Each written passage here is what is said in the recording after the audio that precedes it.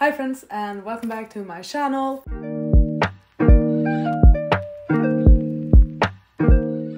I'm sorry if my voice is sounding a bit stuffy. I've had a cold, I'm getting better, but my voice has basically been effed for like 2 weeks, so sorry if I sound weirder than usual. I actually had the idea for this video a while back, and the idea was that I started to ask myself, what books would I use to summarize my reading and the books I enjoy? Like, what books would I use to describe my reading taste? Obviously we have the favorites. Obviously we have books I love, I have given 5 stars. But they don't always represent what I tend to enjoy. They might be outliers, they might be special cases. So I started to really think, like, what 5 books would I use to describe and make you understand my reading taste? So today I'm going to talk about 5 books that I personally feel encapsulates my reading. Now, these are all books I've given 4 stars or more, but they might not be 5-star reads, or they might not be absolute favorite reads, but it's more about the topics, the themes, the genres, the tropes, and the content. So here are 5 books to understand my reading taste. Let's start with my favorite genre. Now the thing is, I tend to read a lot of genres. I do feel like I have quite a wide range of genres that I read, and I enjoy both fiction and non-fiction as well. So I do feel like my reading is quite diverse in that regard, but my heart and soul will always belong to fantasy. So let's start with fantasy. The fantasy I have chosen to represent my reading taste is Jade City by Fonda Lee. I read the series last year, but I haven't yet finished it. I actually haven't even finished the sequel. The only book I've finished in the series so far is the first book. And this actually wasn't even a 5-star read. I think I gave it 4.5. In one of the blurbs of the back of the book is described as being reminiscent of Hong Kong gangster films. I'm just gonna read off the back, it's been so long since I read it. It's basically drug dealing, but with Jade, the stone. And we have families that rule this city. Jade is the lifeblood of the city of Jianlun, a stone that enhances a warrior's natural strength and speed. It is mined, traded, stolen, and killed for, all controlled by 2 families equal in their power and ruthlessness. When a modern drug emerges that allows anyone, even foreigners, to wield Jade, simmering tension between the 2 clans erupt into open war. I'm just gonna get straight into why I enjoyed it. There are multiple parts to it. First, the fantastical elements of it. I enjoy the magic system in this one. In this magic system, we have Jade as a stone that enhances a human's powers. I like that. I like when objects are used to enhance powers. It's easy to grasp and understand. It makes sense. I also like that it's set in a world that feels fairly modern. It's not a medieval type of fantasy. It is in a modern world, I would say. The second part I really like about this is the focus on family. We have a family that rules the city. It's the family that we're following. We have siblings and cousins. It's a huge family, and everyone feels a lot of pride, responsibility, and loyalty to this family. And that's something else I really enjoy.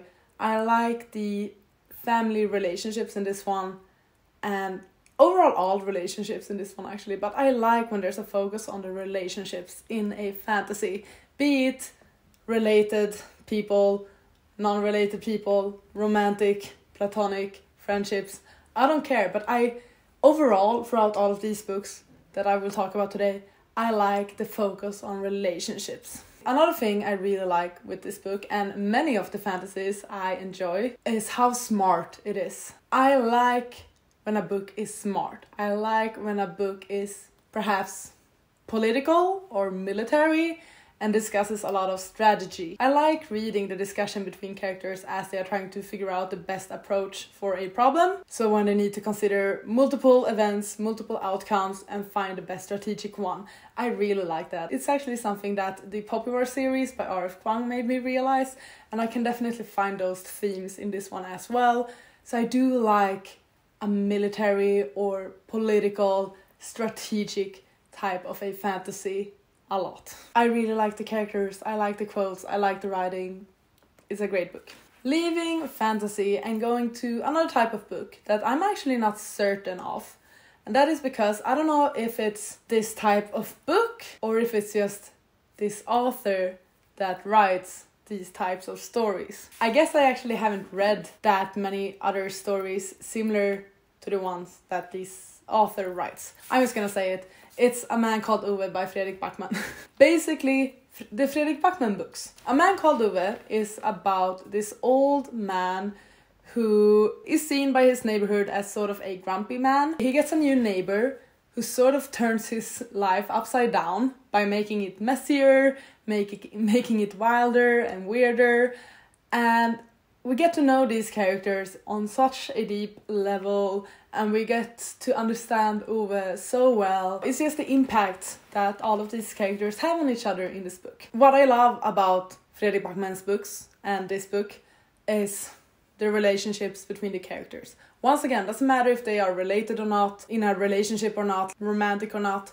It's just the way that Backman overall writes relationships. Also with this book is that it's both very happy, it can make me laugh out loud, but it's also very sad at times. It has those really hard-hitting quotes that will just rip your heart out of your chest. I've experienced this with most of Backman's books.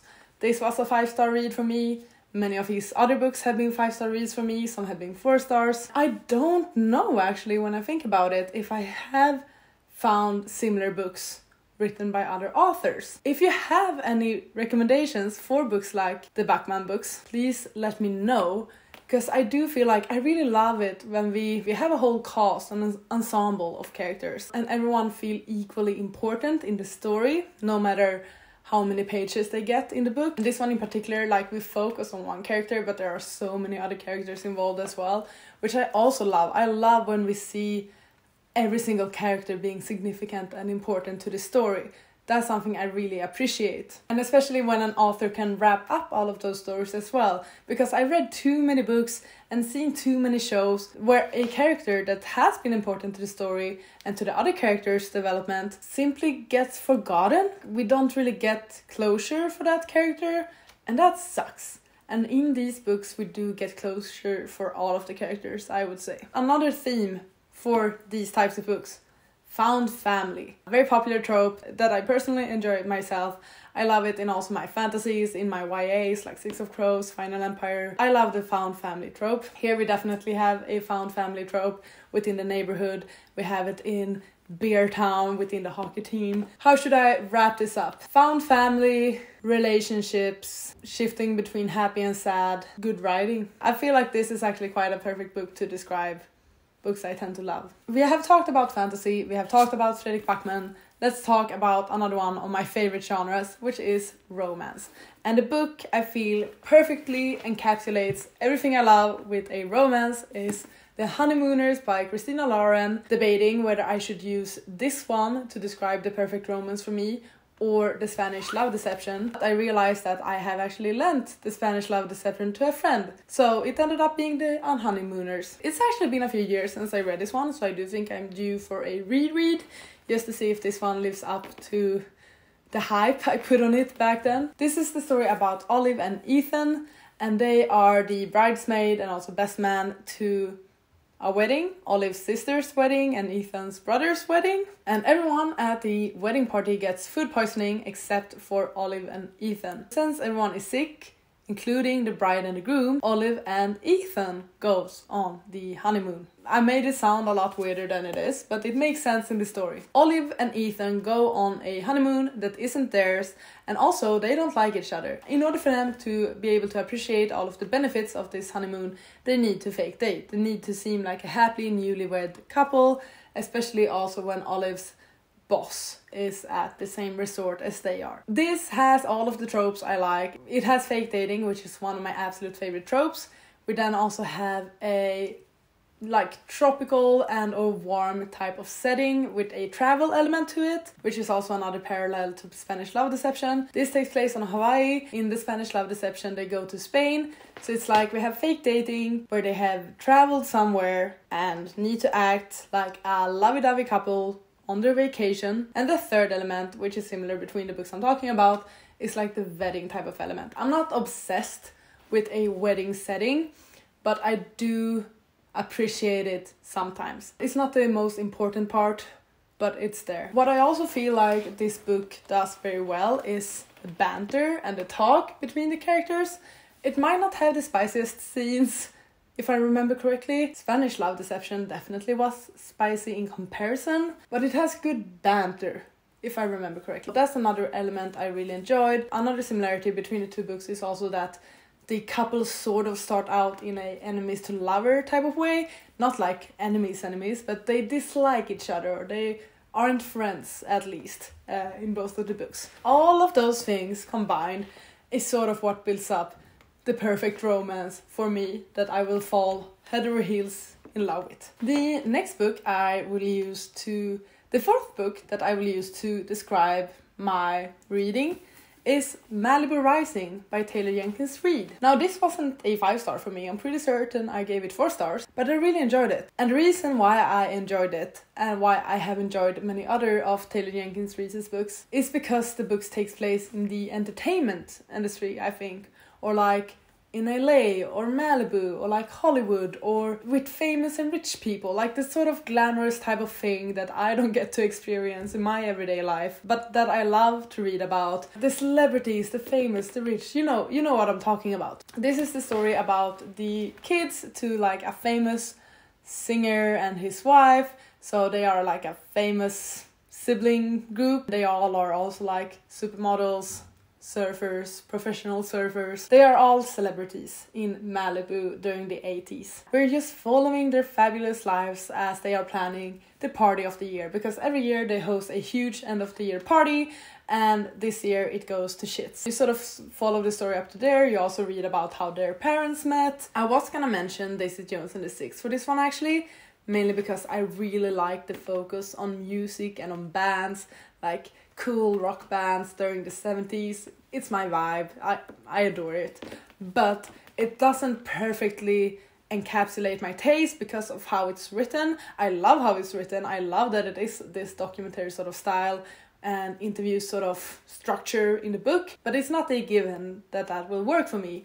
Meanwhile, this is written more traditionally. So reading about celebrities, supermodels, singers, musicians, actors, I love that. I think it's so much fun. Final book I'm gonna mention I don't own physically because I listen to it as an audiobook, and that book is Dial A for Aunties by Jesse Q. Sutanto. I will describe this as like messy, funny with a sprinkle of romance in it. Dial A for Aunties is about this girl who accidentally murders her date, like by accident, and her aunties steps up and helps her hide the body, but they accidentally bring the body with them to a wedding that they are working at because they work as wedding vendors. They accidentally bring the body with them, and then they need to make sure that the body stays hidden and no one discovers it throughout the entirety of the wedding. It's a book that just keeps getting messier and messier. I would describe it as constantly having a panic attack when reading this one, which doesn't sound fun, but it is fun. First of all, I love the characters. They were so heartfelt and felt so real and true. I just loved the mess of it and how the story kept escalating. And then the fact that we had like the perfect romance in the middle of that. We had like a second chance romance with the guy showing up and everyone swooning over him and the girl swooning over him, even though she needs to focus on disposing this body. A similar book to this one would perhaps be Finlay Donovan, the first book at least. Why am I using this book to describe my reading? It's low stakes and it's feel good, and it's once again focused on family, focused on relationships, but then also a sprinkle of romance, a sprinkle of chaos, which is just fun because for me books are escapes. So it just makes sense for me, and I really love this book. And if books are described to being similar to this one, I will most likely pick it up. Which is sort of, I guess, the point of what I'm trying to say in this video, is that if I hear about books being similar to these ones that I just talked about, it is very likely that I will pick that book up, meaning it will affect my reading. And there we have it. 5 books that I would use to describe my reading taste. Hopefully you have a bit more insight to who I am, what type of books I enjoy, what type of books I would typically pick up. How would I summarize this? I would say focus on relationships. I think that was a common theme amongst most of these books. Also a type of focus on family occasionally. I'm not obsessed with like family drama. I don't want pregnancy and kids and mothers and so I don't care about like mom books, but I think the added layer of family dynamics can be very interesting in books. Books that will make me laugh and also cry. Anything that will just play with my emotions a tad bit. Strategic, political, smart fantasies with a fun magic system. I think that sort of summarizes what types of books I am very likely to enjoy. Honestly, I would love it if I saw others do this as well. Either in a video, and feel free to tag me in that, but please make a video or just write in the comments what are some books that you would use to describe your reading taste, what you will pick up, what you are likely to enjoy. Feel free to share that. It can be 1 book, it can be 5 books, I don't care the number, but it's so interesting to hear about. And it doesn't need to be favorite books, as I mentioned, because favorite books can be outliers.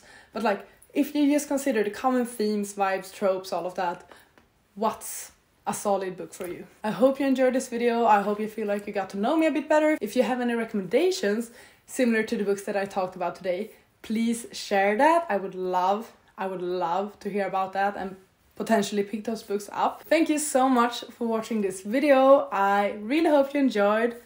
Please take care and I'll see you on the next one. Goodbye. You gotta just go for it. Don't think about what comes after.